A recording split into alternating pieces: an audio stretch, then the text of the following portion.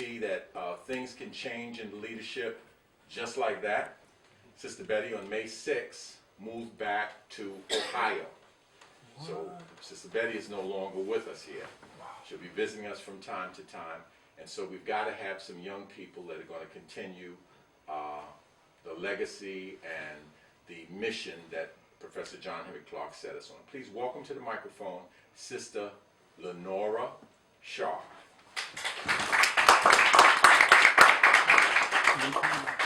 Okay, hello everybody.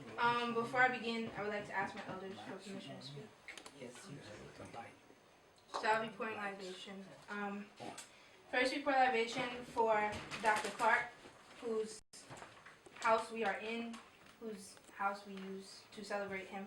Ashe. We pour libation for Dr. Ben, one of Dr. Clarke's very close friends and who continues to lead us today. Ashe. We pour libation for Baba Malcolm X, who continues to lead me personally and us as a collective. And now we pour libation for your ancestors. So you can call the names of your ancestors now. Van Lou. Ashe. Dudley Thompson. Ashe. Lombe Brown. Ashe. Ashe. Edward Romas Lighton. Ashe. G2 AUC. Ashe. William Davidson Sr. Ashe. Martin Luther King. Ashe. Lauren Thomas. Ashe. Nat Turner. Ashe. We pour Ashe. We pour libation for those ancestors who we don't know their names, but we feel their spirit. Ashe. We pour libation for all the young people who are being killed due to stop and frisk and police brutality. Ashe. And lastly, we pour libation for the future generations to come. Ashe. Ashe. Ashe. Ashe.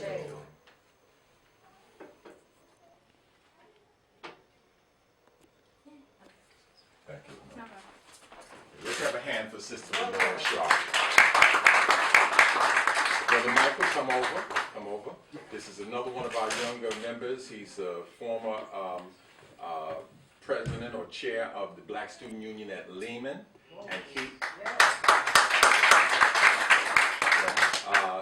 he's involved in business now with his dad at a print shop. But he also has been with us a couple of years here now. And I think we met him at one of our speaking engagements at the college.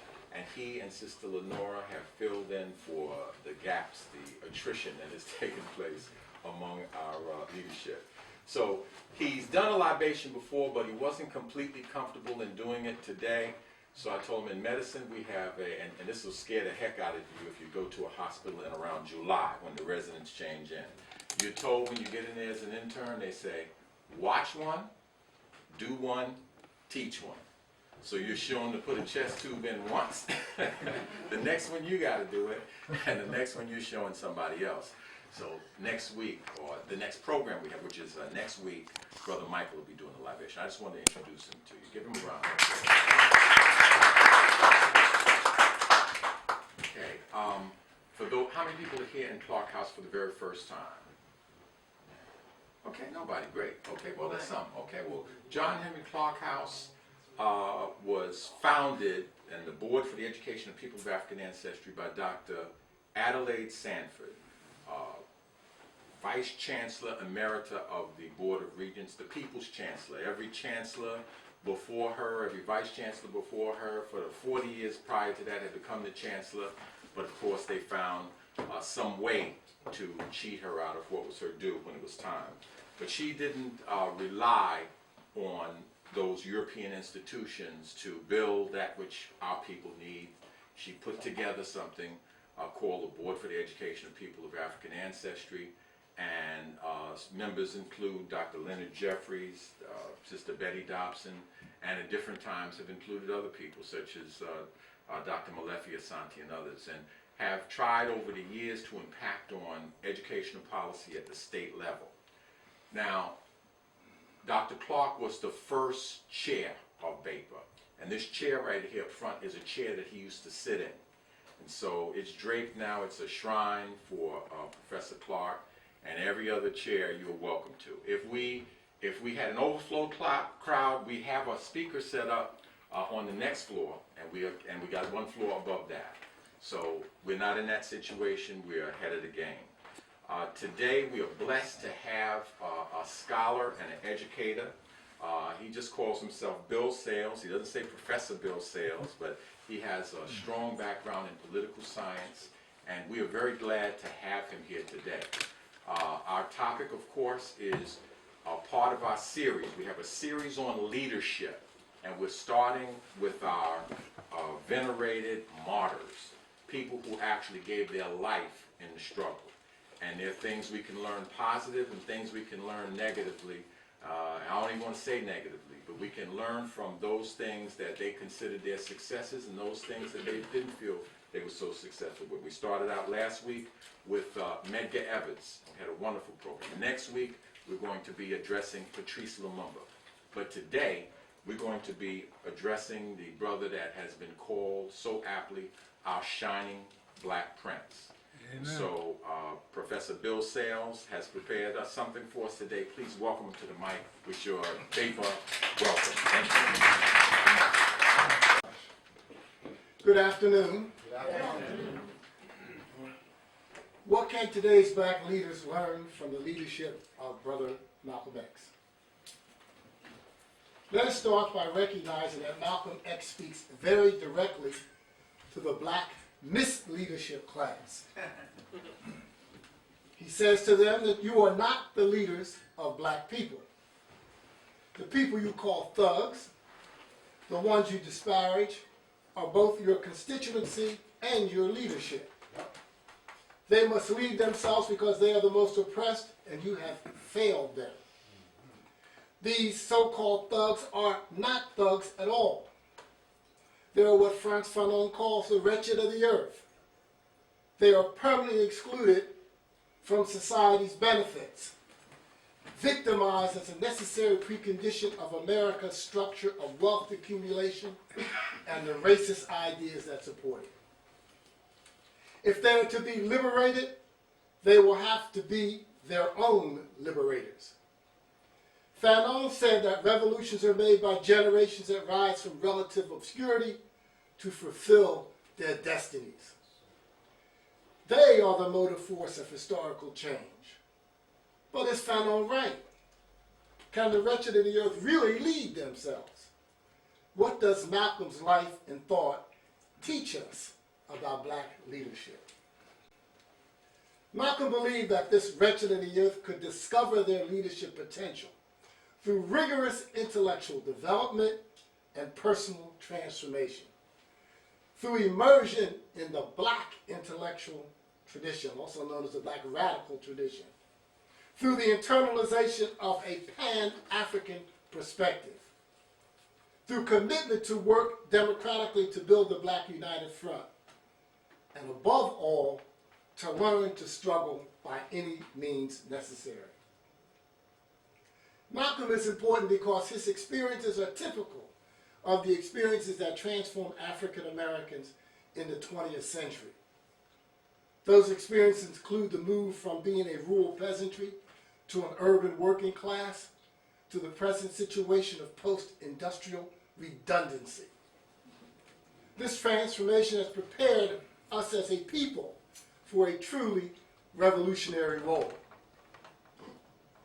Malcolm is one of the two most important black leadership figures in the second half of the 20th century. Along with Dr. Martin Luther King Jr., Malcolm X clarified the alternatives facing black people in the post-industrial period. Malcolm's role in the movement was primarily ideological. Tens of thousands of black people were energized by Malcolm to take action. He restated aloud their hidden and unacknowledged moods, feelings, and sensibilities. And he did this in a way that helped them gain greater clarity as to who they were, what their problems were, and how they might go about building a movement to liberate themselves. He did this through a down-to-earth reformulation of the black intellectual tradition, of which I'll just say a few words at this point. Because Malcolm wasn't topsy, he just didn't pop up in this world. He was a product of a long historical process. Yes, sir. The black radical tradition has roots in 19th century pan-Negro nationalism, 20th century pan-Africanism and Garveyism, and the class struggle approach to the early black Marxists in the African blood brotherhood. Malcolm came to understand more perfectly this black radical tradition in the last 11 months of his life. At the time of his death, he was advancing a synthesis of the revolutionary Pan-African internationalist tradition with the more conservative elements of black economic and cultural religious nationalism that he had inherited from the Nation of Islam. This synthesis was further impacted by the need of Malcolm to be responsive to constituencies with strong working class traditions in cities like Detroit, Cleveland, Philadelphia, and of course his base in Harlem. The maturation of the conditions of post-industrialism generated the generation that we call the hip-hop generation. These conditions first emerged during Malcolm's youthful years. The hip-hop generation in the late 20th century has experienced the post-industrial ghetto. This was quite similar to Malcolm's youthful experience. It's for that reason that Malcolm became an icon, not only of their anger and alienation, but of the political aspirations of this young generation for resistance and liberation.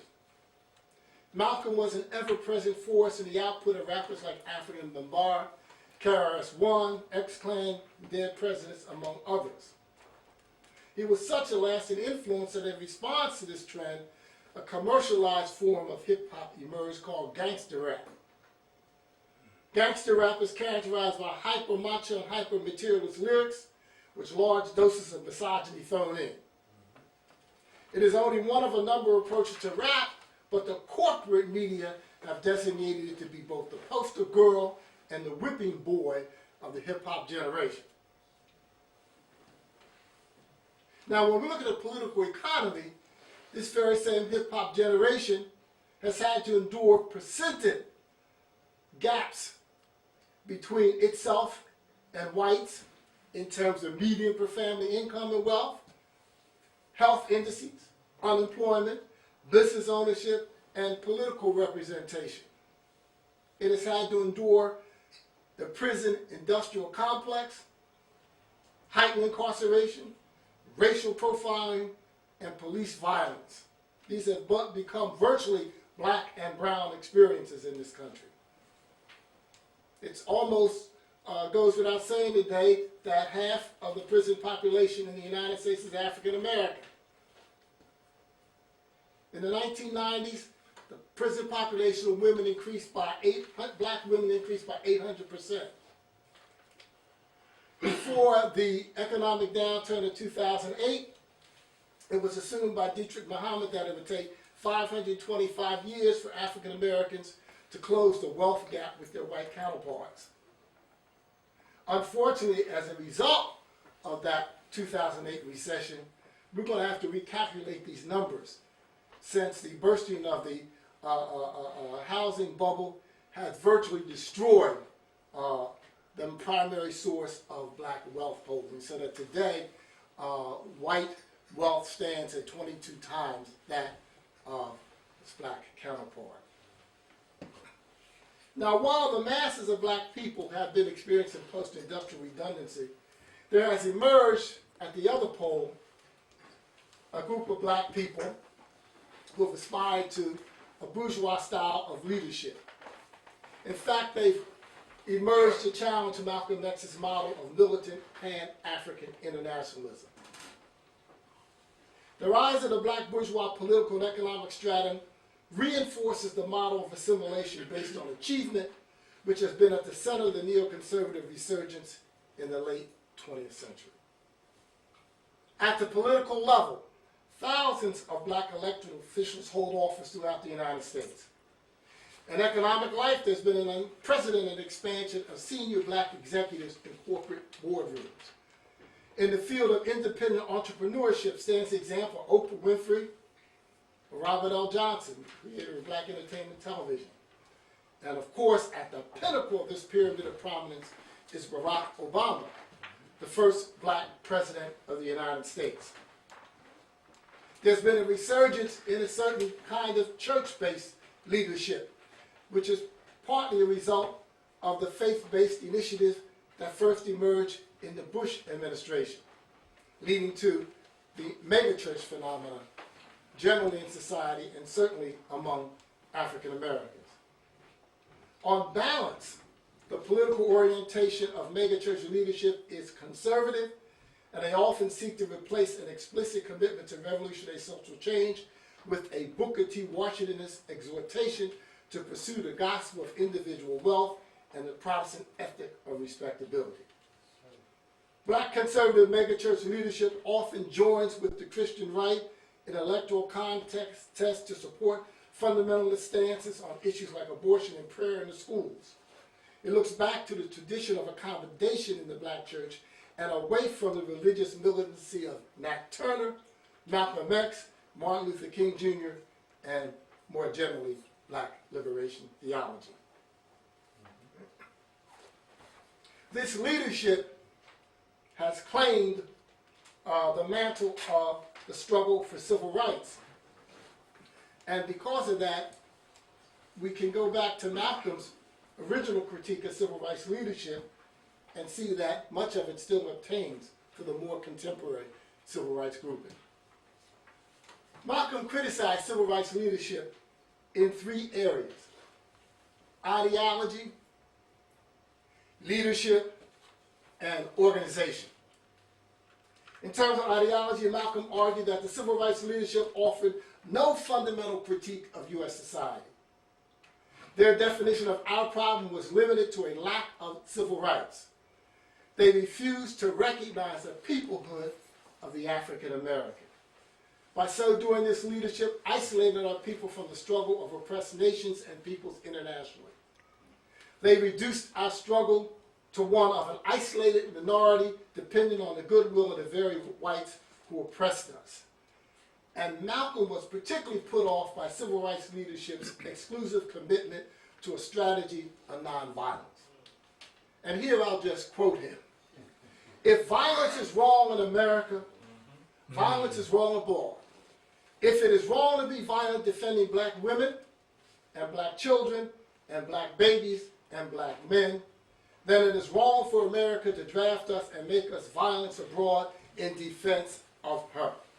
And if it is right for America to draft us and teach us how to be violent in defense of her, then it is right for you and me to do whatever is necessary to defend our own people right here in this country. End quote. Malcolm felt that the exclusive focus on nonviolence in established civil rights leadership removed other tactics from serious consideration, which had been successful elsewhere in nullifying imperialism's military technological advantages. Malcolm, after reviewing the various anti-colonial uprisings, had this to say on that question.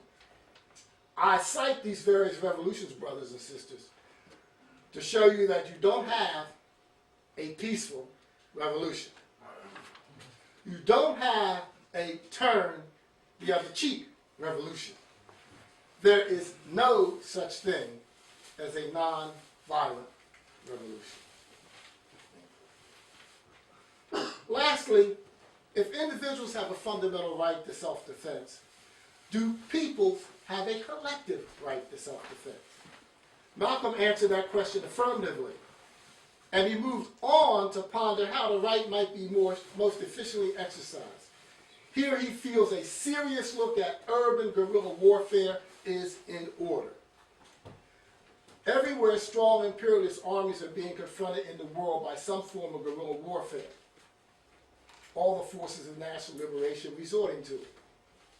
For Malcolm, then, if black people in the United States have a collective right to self-defense, then he raises up the question. Then is some form of urban guerrilla warfare in order?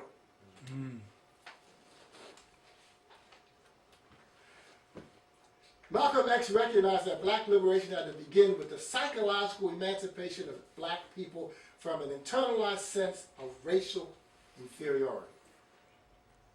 This unbrainwashing of an entire people required a psychological reconciliation with Africa and an embrace of the entire history of people of African descent before and after the Holocaust of the slave trade and slavery. Malcolm often reminded his audience of this when he intoned, and I quote him shortly again, "While you say you're no African, while you left your mind in Africa." Malcolm X argued for a reconstruction of black cultural identity, which explicitly recognized the class character of the two contradictory cultural tendencies among black people. Malcolm argued that the culture and mentality of the house Negro was false consciousness, based on assimilating the worldview and culture of the white supremacist as a condition of survival. Malcolm preferred a cultural frame of reference based on the worldview and experience of field Negroes, whose emancipation was based only on the destruction of the master and all his works. The leadership model followed by civil rights leadership was fundamentally flawed, Malcolm said. It was a leadership style that mirrored that of the house Negro. Like the house Negro, its frame of reference was defined by the master's needs. Its cultural frame of reference was the master's culture. For Malcolm X, this nonviolent, assimilationist house Negro leadership embarrassed the race and sold out the masses of black people. Malcolm felt that civil rights organization created no real space within it for the urban working poor, long-term unemployed youth, hustlers, and street people. The mainstream civil rights groups did not represent the interests of this newly emerging strata. They created no organizational forums for collective self-defense. This leadership forged no organizational links with the Pan-Africanist and anti-imperialist forces in the international arena. Now, Malcolm rose to leadership and prominence within the Nation of Islam. The leadership model of the NOI was no different from the mainstream black Christian congregations. In fact, many ministers of the Nation of Islam had previously been Christian pastors. This model of leadership is rooted in the male, chauvinistic, authoritarian, charismatic model inherited from the black church. Thus, the basis of Malcolm's leadership initially was the charisma attached to his personality and the traditional deference that black people accord their religious leadership.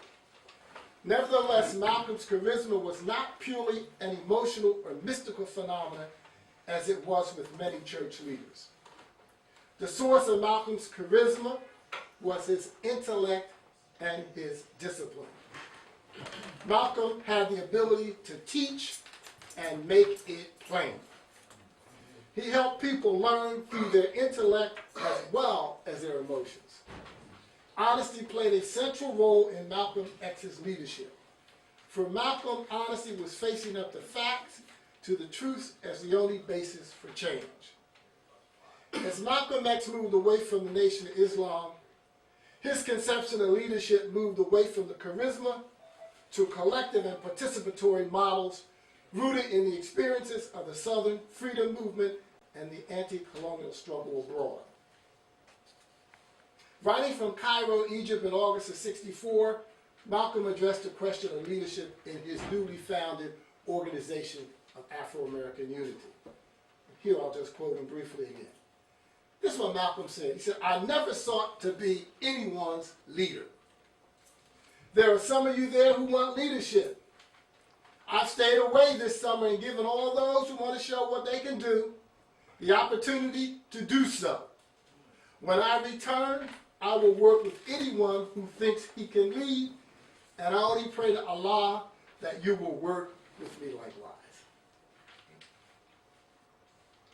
Now, from Ella Baker, Malcolm learned that the best leaders put themselves out of business because they help the grassroots recognize their own ability to lead through the lessons of their direct involvement in struggle.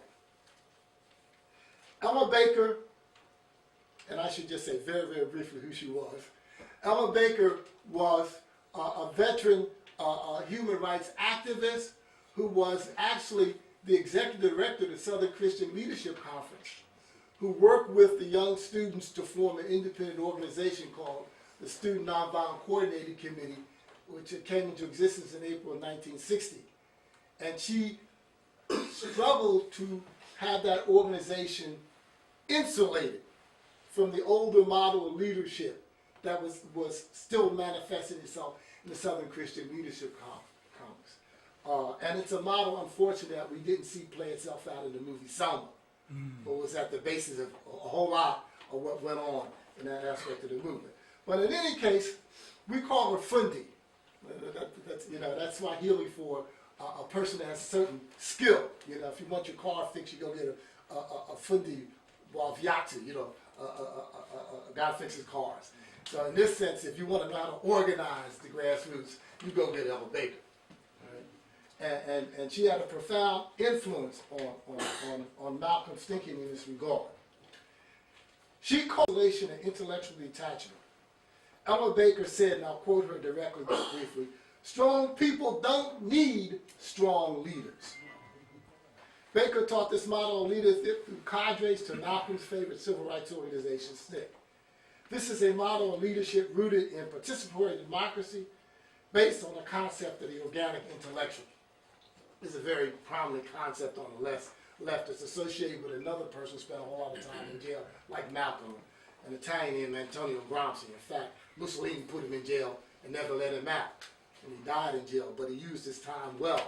He wrote a whole lot of prison notebooks. And one thing you notice, and I'll quote a scholar who talks about this idea, is that, Malcolm was an organic intellectual. What was meant by that?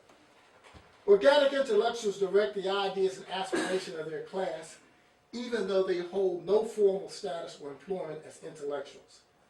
Social action constitutes the indispensable core of their activity. Organic intellectuals not only analyze and interpret the world, they originate and circulate their ideas through social contestation. As Gramsci explained it, the model of being of the new intellectual can no longer consist in eloquence, which is an exterior and momentary mover of feelings and passions, but its active participation in practical life as constructor, permanent persuader, and not just simple orator. In other words, you can't just talk the talk, you gotta walk the walk. Malcolm X's experience in Africa reinforced what he saw in the cadre form of leadership in SNCC. He recognized a crucial leadership role in SNCC of Ella Baker, Ruby Doris Robinson, and his good friend, Miss Fannie Lou Hamer. This caused him to see that the question of leadership could not be separated from the need of the movement to emancipate its women. Malcolm observed throughout Africa that the rate of progress of a country could be measured by the progress of its women. Those countries whose women were most advanced were also themselves the most rapidly developing. Malcolm consequently repudiated his earlier stance on the role of women, a stance rooted in the male chauvinistic authoritarian charismatic model inherited from the black church. He called for the participation of women in all aspects of the work of the OAAU. In fact, he recruited Sister Lynn Shiflett to a leadership position in that organization to emphasize the importance of a new leadership role for women in our revolution. Malcolm was committed to the idea of grassroots leadership. He believed that street elements could lead. Through his own personal transformation, Malcolm proved that street elements could rise to leadership in the struggle for black liberation. Study, knowledge, morality, and self-discipline were the anchors upon which Malcolm X built his model of leadership development. Benjamin Kyrene, Malcolm's assistant in the mosque, remembers that, and I'll quote Benjamin here, that Malcolm ran a public speaking class for brothers who wanted to be ministers. The curriculum was ancient history broken down into the Hittites, the Egyptians, the Assyrians, and Babylonians, all the way up through the Persians and Romans, the Crusades and the Moors in Spain. We had to read every newspaper, the New York Times, the Chinese Peking Review, London Times, Every week we had to keep abreast and see historically how everything came to this point, history of slavery included. This was the class that Malcolm set up. There is no college class, calculus, trigonometry, that was as rough as a public speaking class. That was Benjamin Kareem on Malcolm as a teacher.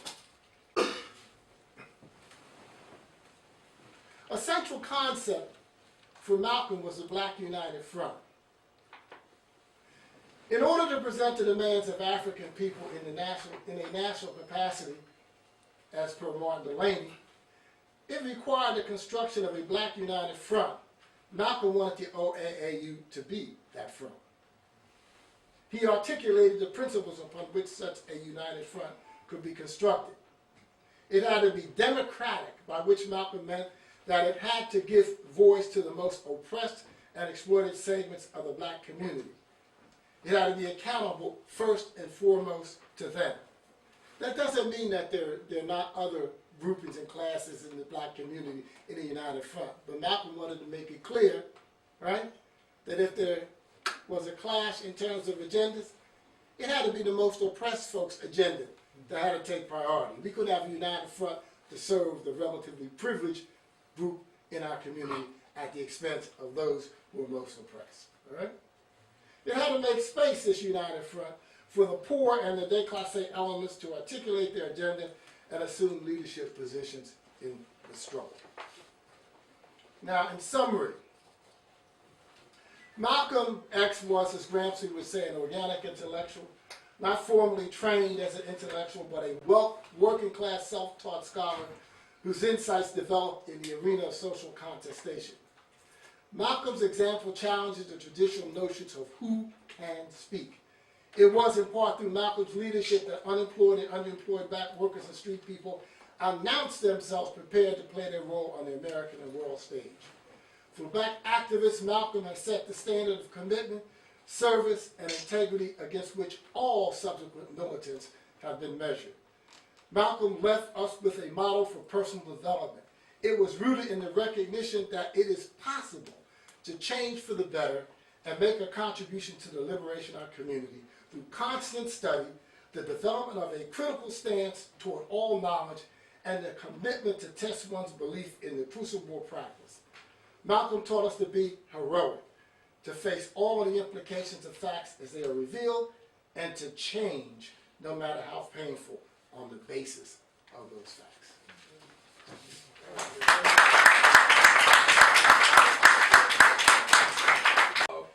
Dug and studied and prepared for us, and we ought to give him another round of applause.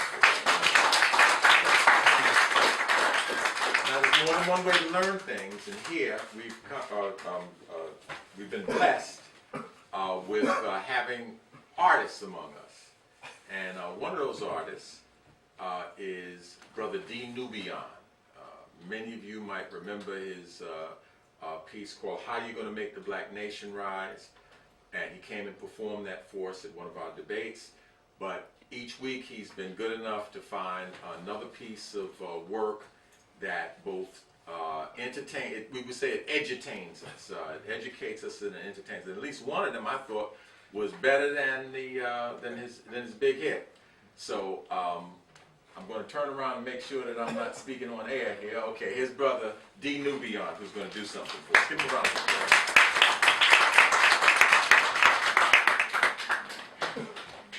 I'm going to repeat a piece from a couple of months back. Thanks for all of that. You deserve it, bro.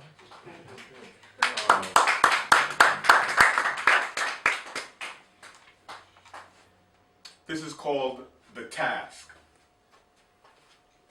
and it's from the 1970s. Might be maybe one of the first pieces I ever did in front of a group of folks. What is our role? What is our task? Don't know who to ask. We're progressing very slow, unsure which way to go. Things looking better but getting worse. Our revolution needs a nurse to raise it up from a spark and create a new reality for black people. Thought of freedom, but a seed. Long-range plan is what we need. Ideology based on self. Plans not based on someone else. You must postulate a philosophy of your own if you are to find a way out, said Marcus Garvey, and without a doubt, that's for real. But what should we do? Still we ask, as black theoreticians go to the task of providing us with a master plan. Should we wait or take a stand, but don't stand still? We've always fought. As I bear in mind what Nkrumah taught regarding how revolutions brought, I learned to think as a man of action and learn to act as a man of thought. We want good, strong people. We want no less. Go amongst the masses, spread righteousness through the farthest space and the largest range. Herald the message of the necessity for change and freedom by any means necessary.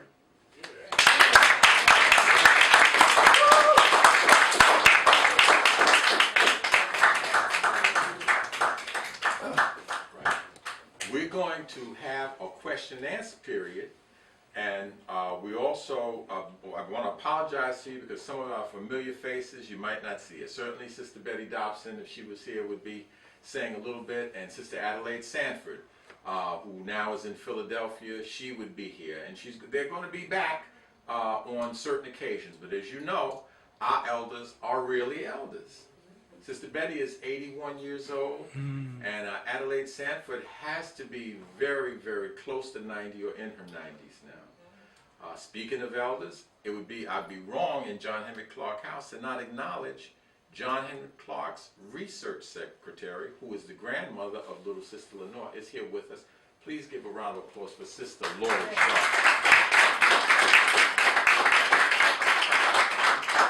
Sister Adelaide laid a model for working within the system, while at the same time creating institutions outside of that, and then also in your job within the system to serve black people. And I see a great journalist we have here who was able to do that at Newsday, and also formed and helped to found an institution called the National Association of Black Journalists.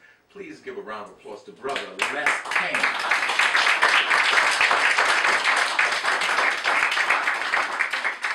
I'm going to leave out people, and I apologize to you. You should never go down this course where you start introducing people. But I've never been one to follow all the rules.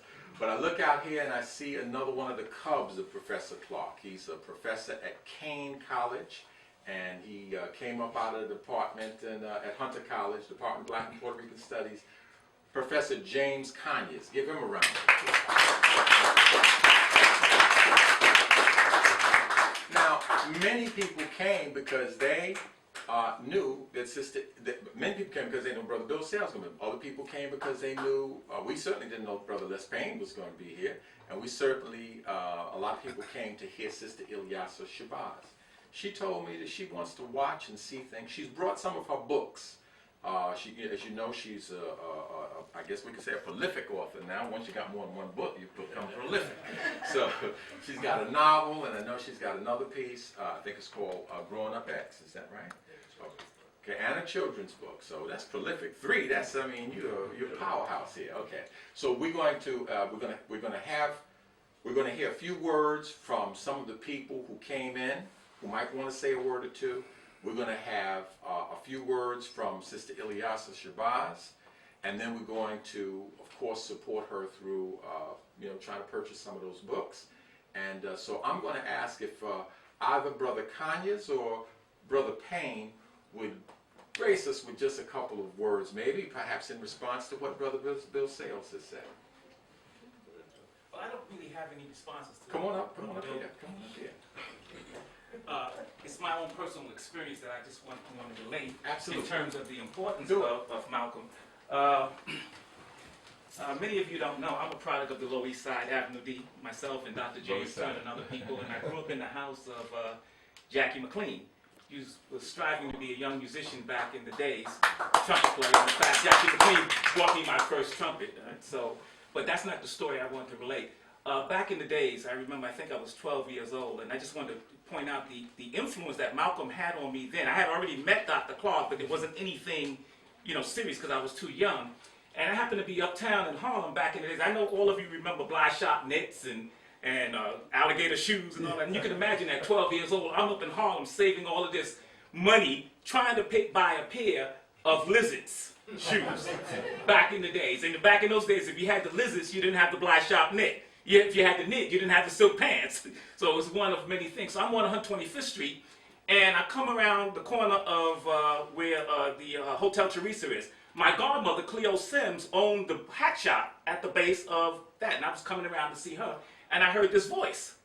And the crowd was gathered around, and I don't know what year this was, but I was 12 years old, right?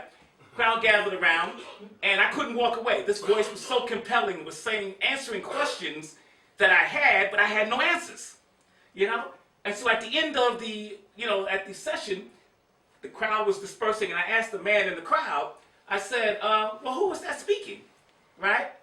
And he said that was Mr. X. I didn't even know the Malcolm part yet. I said, that's Mr. X.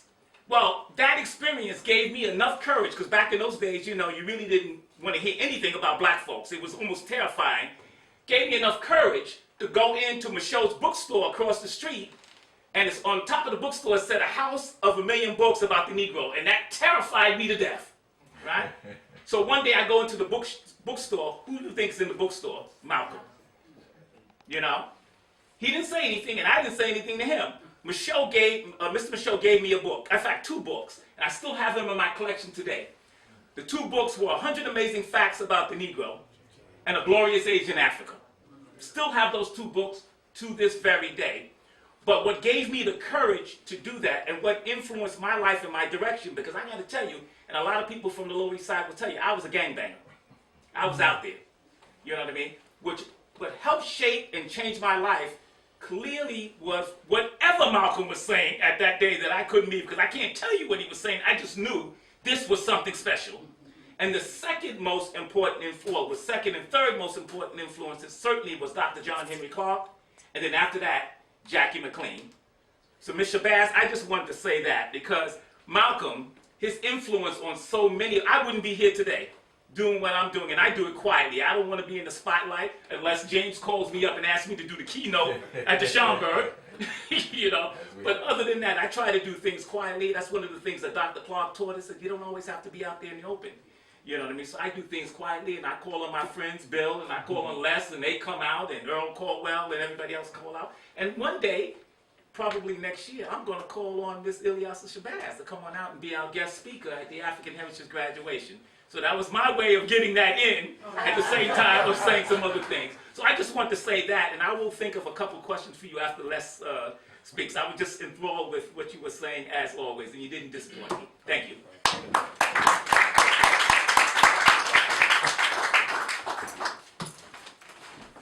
Okay, no, come on. Good afternoon, everybody. Since I've been drafted to say a word, I'll testify, as they used to say in the Baptist Church. Let me just say a couple of things, and believe me, I came to listen. But since you talked about the influence that Malcolm had, I just want to say, first about Ilyasah Shabazz, I saw her, I used to see her around and never really approach, in the children. I saw her at NYU once, and they had this huge picture of Malcolm on the screen, and she was sitting there. And I saw her face, and I saw Malcolm, and it brought tears to my eyes. And I don't know if you will experience that, but we'll see. In terms of Malcolm's influence on me, the point that I want to make is simply this, by way of testifying, is that I was born in Alabama, Tuscaloosa, Alabama. None of us are born with a sense of inferiority, but a sense of inferiority was conditioned into us as African Americans, born in the 40s in Alabama.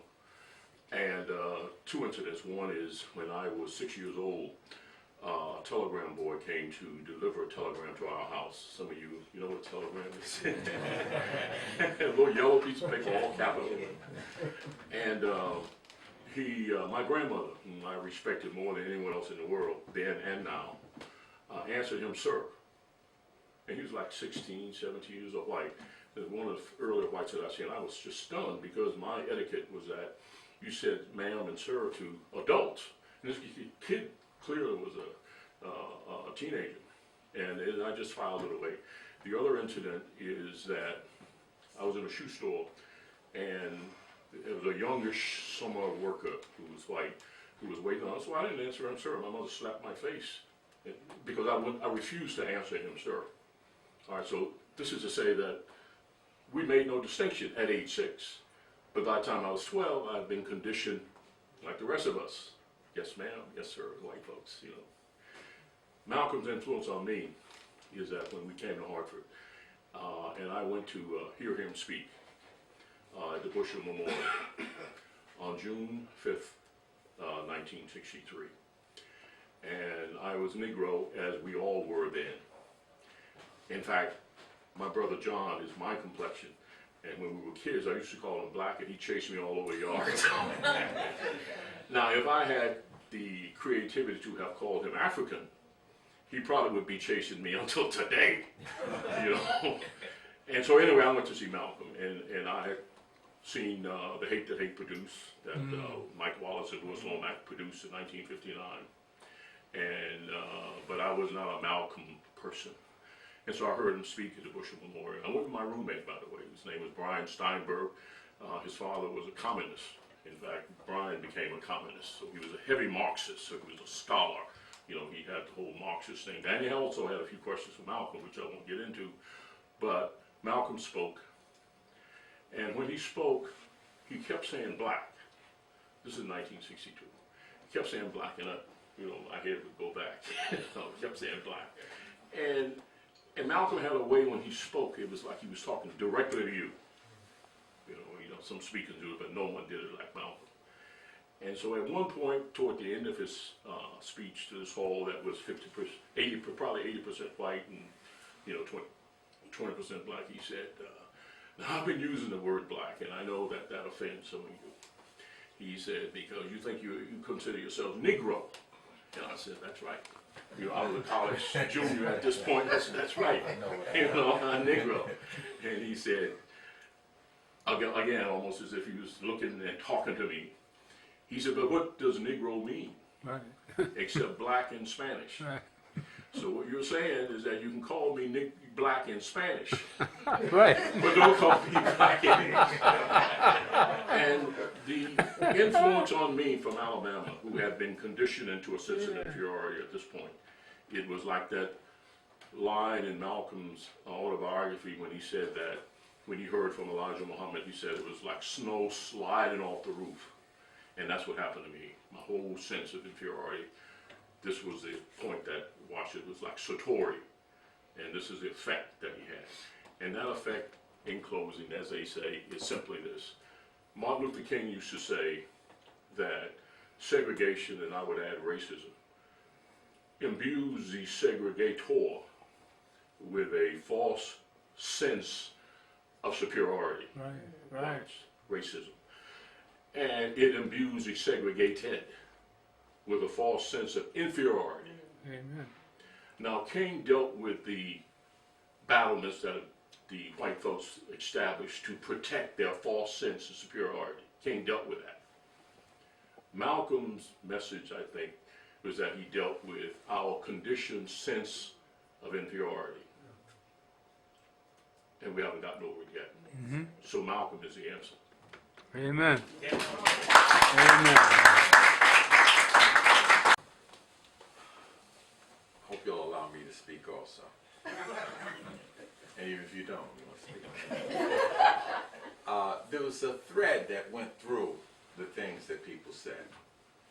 When I heard Brother James talk about being brought up in the home of Jackie McLean, how many people remember Gil Noble's first theme song that was on Like It Is? Doom, doom, doom, doom, doom, doom, doom, doom, doom. When I couldn't find that record, I took YouTube and went through every album that Jackie McLean made, and I could not find that piece. So then I got real smart. I ran and I found Jackie McLean was playing somewhere. So I stopped him and I asked him about that song. He said, I don't know. So then I saw him a second place. I thought that maybe by this time, and he said, but I'll try to find out which album was on. I saw him the second time. He said, no, I don't know yet. So finally he was at the Schomburg a few weeks back, or a couple of months ago, and I asked him, and he said, the name of the piece is Like It Is. He said, and it's not on any of the albums. So I'm still stuck. I can't say it again. You said that was Renee. That was, what did I say, Jackie? Jackie. No, I didn't run into Jackie McLean. If I ran into Jackie McLean, he would know. You know what I'm saying? No, Renee McLean, his son, I'm sorry. Now, the other thing that he talked about was bookstore. He talked about, you remember Liberation Bookstore with Sister Una Mozak? Remember, how many people remember Dr. Ben's bookstore? Yeah. On the second floor up on 7th Avenue. I was just at the graduation of one of my classmates who was like my brother. That was Dr. Glenn Hooker. I was at, not his graduation, I was his daughter's graduation, pardon me, this week. I was out of town, I was down in Charleston. She's a new doctor. And they have a ceremony where you robe the person who is a doctor has to put this green hood on you that shows you're a doctor, an MD. And she gave me the honor of asking me to come and do that for her. And so I went down there to do it. But Brother Glenn and me and a couple of other people, we were walking on 7th Avenue as medical students. And we knew about Dr. Ben, so we said, let's go up there to see Dr. Ben. Dr. Ben wasn't there, but Dr. George Simmons was there. And Dr. George Simmons must have spent hour and a half. Just, you can't sell no books. He was talking, just teaching us, and he was teaching us primary history versus secondary history. He was teaching us, he said, there's only one way you can know that something happened, and know it for a fact. He said, if you saw it yourself, if you didn't. He just went through all of that and spent all of that time for us. And when he talked about, and you go to Liberation Bookstore, Sister Una would, when she found out about your children, she'd put them up on the wall, put a picture of them up on the wall, and would sit and talk to you, direct you to books. And then the fact that when we're talking about what we can learn from Malcolm X, where did James run into him? He ran into him in a bookstore. You don't just get out there and just start talking and talking and talking. You gotta inform yourself. And Malcolm gives us that lesson in terms of that we have to inform ourselves. Now, Gil Noble is one of the founding members of BAPA, the Board for the Education of People of African Ancestry. And of course, one of the things that Gil was mad at me about, I mean, we were all, close, but I mean, one of the things that he chastised me about was me once criticizing Les Payne. We were, I won't go into the details of it, but we just had a different side of a particular issue. And, the way I challenged Les Payne, Gil, but he upbraided me. He told me, this brother has, and Ilambe too. Ilambe said, he told me of the kind of work that Les Payne did in trying to track down the drug connection. If I remember it called, like the players, obviously you do that at great risk because they don't like you to track down, the origins of those things. So as we're sitting here, I'm hearing about Malcolm, I'm thinking of Gil Nobles, I'm thinking of Jackie McLean, I'm thinking of Sister Una Mozak and Michelle's bookstore and Dr. Ben's bookstore, and it's just all coming together, and it's serendipitous because we didn't. Les Payne wasn't a scheduled speaker here. Brother James Conyers wasn't a scheduled speaker here, but Brother Bill Sales kicked a lot of that stuff up for us.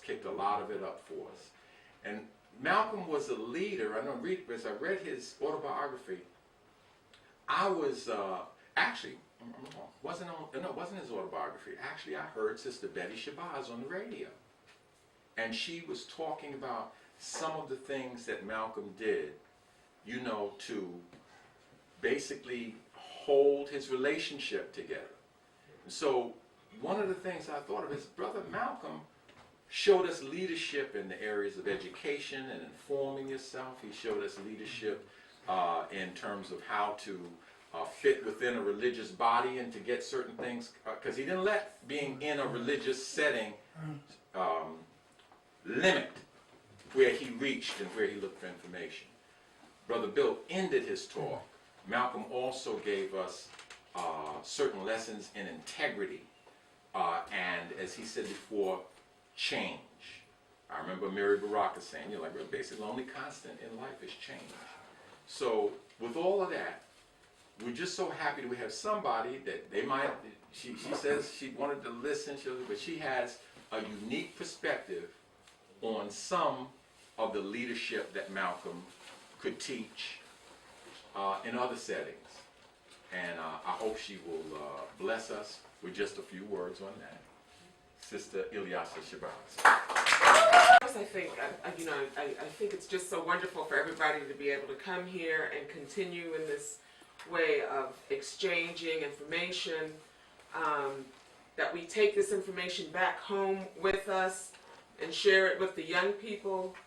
I'm so grateful to have had my parents.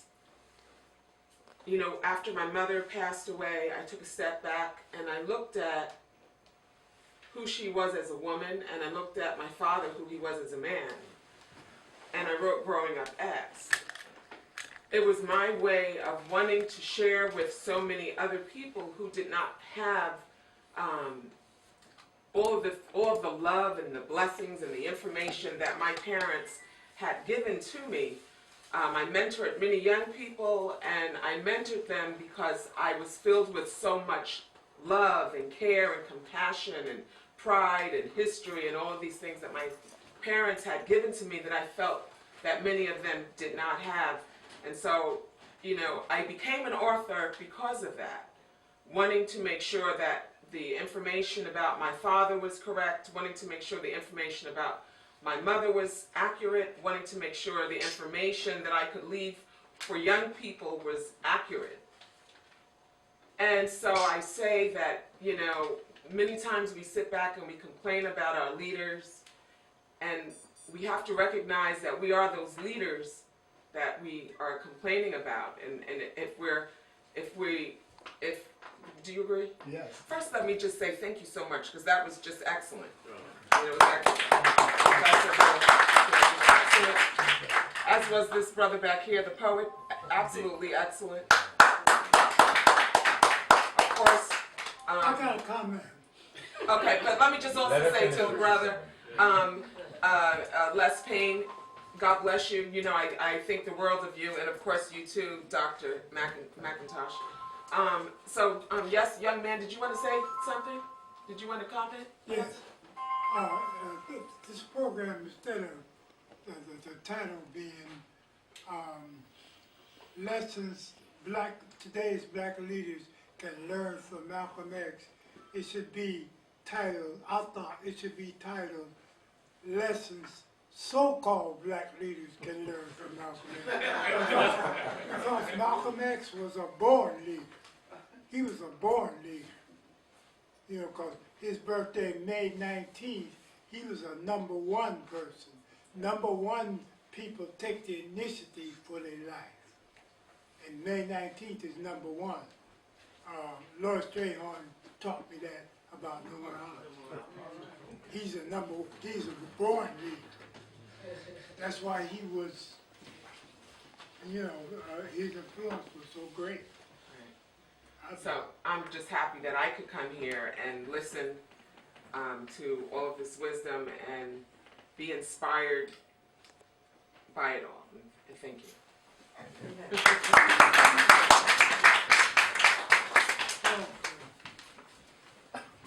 Short and sweet. We shouldn't also forget the Dr. Clarke connection, because Right. Malcolm used to go and use Professor Clarke's library to prepare for Professor Clarke's house over on 137th Street, to use that library to prepare for times that he spoke. We're very happy. Welcome. Okay. Now, I almost am ashamed to say to you, but I'm not really ashamed, but I have to say to you that if you don't do anything, everything looks easy. That's a quote. When you don't do anything, everything looks easy. But to just get the brothers and sisters that we have here today to come and hear our speakers, when we don't have a viable newspaper, we don't have a viable broadcast network, the churches have become more and more restrictive in what you can do. Even when you pay them, that it's hard for us to share this information and to maintain something that we think is a valuable institution.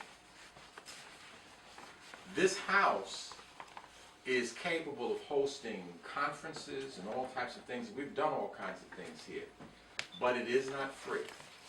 I would tell you, you actually wouldn't believe the utility bills that they send us. And there are things happening that seem, you can only think sometimes that it's sabotage. A leak here, something bust here. It's an old house, so maybe that's the reason those things are happening. But we do have to preserve Clarke House as if we thought this was a worthwhile program we have today, if we think it's worthwhile to have it as an institution, as in memory of Professor Clarke, I'm going to ask you to please be generous and donate something to Clarke House. I can't tell you what a sacrifice would be for you because you know the things that you have to do. I can tell you that we do not want your rent money. We do not want your utilities money. We don't want your, well, I might want your cell phone money, but I don't want your clothing money, the money you need